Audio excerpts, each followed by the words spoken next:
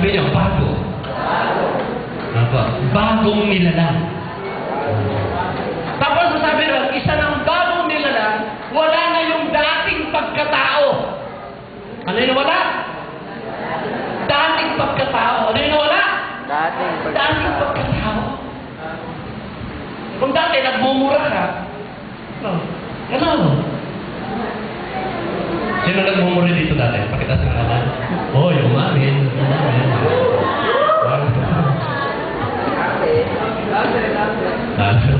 Naalala ko yung kwento, sabi ni Bishop Borrell, meron nagpatotoo. Nagpatotoo, bagong Kristyano eh. Bagong Kristyano, nagpatotoo daw. Dito daw nagpapatotoo. Sobrang excitement niya sa patotoo niya. Nakapagmura! Sabi niya, alin yun? Sino yun? Sino may dalan? Sino may dalan? Akin po, pastor ko. Alam mo, paano nang ayusin yan, ha? Alam mo na kung paano ayusin. Sabi doon. So, si Pastor Rachel yan. Meron siyang bagong disciple. Hindi niya alam kung paano siya papasok sa disciple, kung paano ayusin yung buhay ng kanyang disciple. Ang ginawa niya, niyaya niya bumili ng fishball. Alam niyo ba yung fishball? Sabihin natin, fishball. Sabihin mo sa katabi mo, fishball. Mamaya may fishball dyan sa harapan natin. Okay. Di bumili ito siya ng fishball. Ngayon, tutusukin na yung fishball. Ako, at kakain, nalaglag yung fishball. Nalaglag. At sabi ng isa, ay, nagmura. Utang na. Nagmura talaga. Sabi niya, alam ko na kung paano maayos ito. Hello, nandiyan mo kayo? So sabi mo kasi, pag sinunod na kay Chris Jesus, isa ng bagong nilalang, wala na ang dating pagkatao. Siya ay bago na. Sabihin mo sa katabi mo, bago. Sabihin mo sa katabi mo, bago na ako. So yun ito eh. Ano? Yung mga taong ayaw lumapit sa ilaw, ayaw magbago. Sabi mo dyan, sabi sa teksto. Ano? Ang gumagawa ng masama ay ayaw sa ilaw. Ano? Ay ayaw sa ilaw. At hindi lumalapit dito upang hindi mahayag ang kanyang magawa. Kaya mahalaga yun eh. So there is the call to come to the light. Yung mga tao dapat lumapit sa ilaw kasi yun lang ang pag-asa ng tao. Sabi nga ng slogan na dati, Jesus, hope of the nation. Jesus ang pag-asa ng ating bayan. Tama ba? Hindi yung si Virgin Maria, mga kapatid. Si Virgin Maria, hindi po ina ng lagi sa lolo. Si Virgin Maria ay ina na sinakloloan. Na iniligtas. Ano? Oh. May pinili ba? Mga kapatid. Kung manalangin pa tayo, binabastos pa natin si Virgin Maria. Akala niyo sabihin niyo, abagin mo ako Maria. Si Maria, naging Ginoo. Hindi mo paghahalang mo yung pastor. Hindi. Tinawag niyo ang hari. Aba po, Santa Maria ang hari. Dapat yung reyna. Hindi hari. Hello? Tama ba? Yung mga babae talaga niyo, gusto niyo ba tawagin kayo Mister?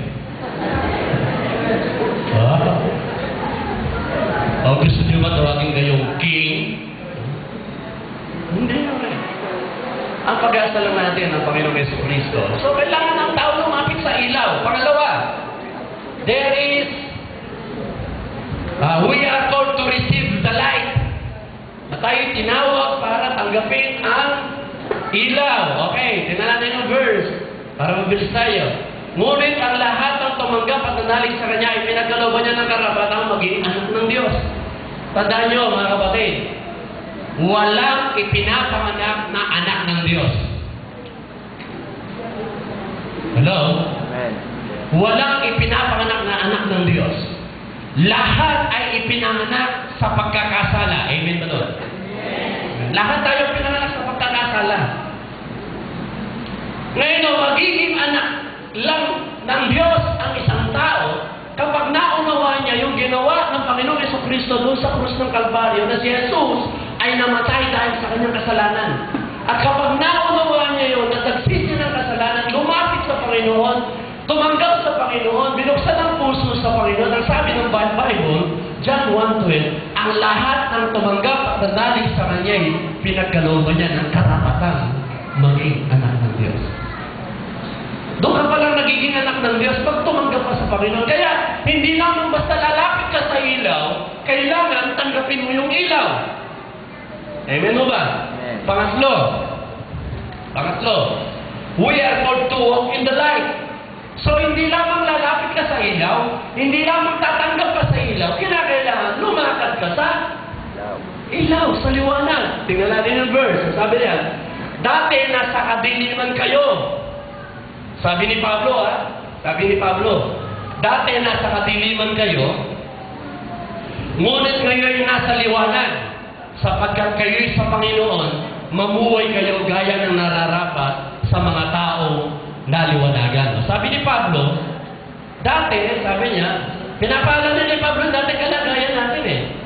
Sabi ni Pablo, dati nasa kadiliman kayo, ibig sabihin, namumuhay tayo na suwain sa Panginoon. Namumuhay tayo, na salbaki tayo sa Panginoon. Sa totoo lang, mga kapatid. Amen po ba doon? Sabihin mo sa katabi mo, kapatid, dati salbaki ka. Tama ba? Hello, aminin. Ha? Meron bang hindi salbahe dito? Okay. Pag hindi ka salbahe, hindi namatay si Lord sa iyo. Si Lord namatay sa mga salbahe. Amen ba? Okay. Dali, titignan mo. Malayo na nararating ko eh. Dito na ako sa ano. So, dati nasa kadiliman kayo. Para pinapakita ni Pablo, dati, ito ginagawa nyo. Dati, makasalanan kayo. Dati, naiisip nyo lang si Lord. Kapag may sakit kayo, pag may sakit na kayo, tinatawagan nyo si Lord. Pag malala na sakit nyo, tinatawagan nyo si Lord. Pag wala kayong sakit, maayos, nakakalimutan nyo si Lord. Dati, pag maganda ang buhay, pag maganda ang panahon, nakakalimutan nyo si Lord. Pag narating nyo, may dumarating ng bagyo, tawag kayo kay Lord. Hello? Dati, pag maganda ang panahon, nakakalimutan nyo si Lord. Pero pag lumindo na ng malakas, naalala si Lord. Yun ang sinasabi ni Pablo. Amen ba? Amen. Ano? Yun ang pinapaalala ni Pablo. Dati, sabi niya, etong buhay nyo.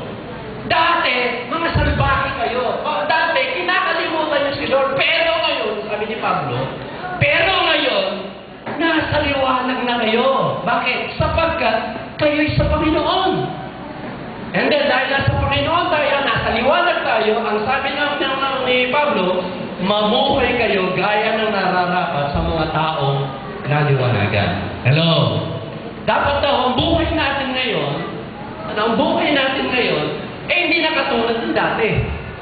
Ang buhay natin ngayon ay katulad ng mga taong naliwanagan, na alam na nila yung mga mali, alam na nila yung mga pagkakasala, na mumuhay na sila ayon sa kalooban ng Panginoon. Okay, next verse. Ang sabi niya, tingnan natin next verse.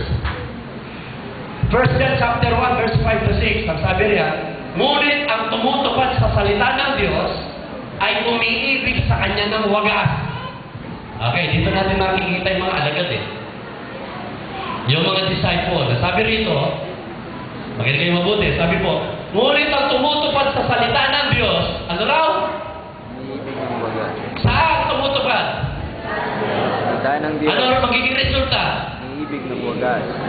Umiibig sa Kanya ng wagas. Ibig sabihin, yung pag-ibig, yung pagmamahal niya, hindi po nang magbabago. Amen ba? Amen ba? Amen. Hindi yung katulad nung isang mag-asawa, sabi nung asawang babae, sabi niya, darling, sino ba gusto mong unang mamatay sa atin? Ikaw naman, pinag-uusapan natin kayo. Halimbawa, sabi nung babae, ako ang unang namatay. Mag-aasawa ka ba? Abay, siyempre. Patay ka na eh. So, ibig mo sabihin pag mag-asawa kayo, patutulugin mo dito sa bed natin. Mas siyempre. Patay ka na eh. Ibig sabihin, pati yung kubot natin na ginagamit gagamitin nyo. Abay, siyempre. Patay ka na eh. Ibig sabihin, pati pa yung mga damit mo, pasusot mo sa kanya. Hindi. Bakit yung pasusot? Hindi ka akasya sa kanya.